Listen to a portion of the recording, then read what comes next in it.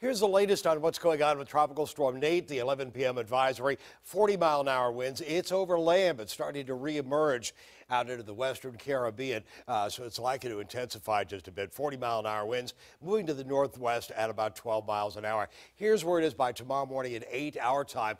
45-mile-an-hour winds. It moves over Cozumel and toward Cancun by Friday at 8 o'clock p.m. our time. So tomorrow evening, and as a strong tropical storm at that point, and it's likely to continue to intensify out over the open waters into a Category 1 storm coming up by Saturday evening at 8 o'clock our time. So it'll likely make landfall around 2, 3 in the morning. There's where it is Sunday morning. 4 o'clock in the morning, just south of New Orleans somewhere, right on into southeastern Louisiana, moving on up through Mississippi and on up into Alabama. There's where things are by Sunday evening at 7, 50-mile-an-hour winds, and then we move from there. It just races northeastward.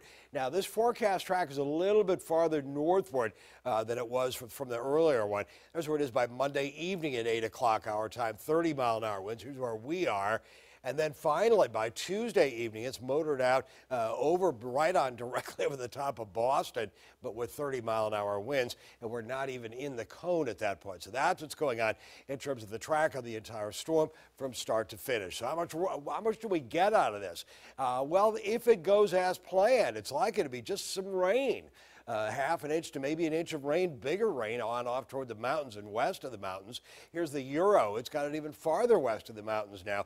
So this is going to be a storm, again, that moves rather quickly. It'll dump some brief heavy rains into those areas west of the Appalachians. The inland route, that means it's still good news for our area. Here's what's going on. Future track tomorrow morning will likely start off around 60, 65 degrees. During the afternoon, around 81, 82, 83. Move on into Saturday. Some morning cloud cover, and then by the end of the day Saturday, we are looking at a couple of stray showers on into the region. But again, it looks like towards Sunday, we'll start seeing a little bit of rainfall into the area. Sunday morning, not so much. Sunday afternoon and evening, a little bit more rainfall on into the region. The next 7 days look like this. Again, watching out, but not horribly worried for what goes on with Nate.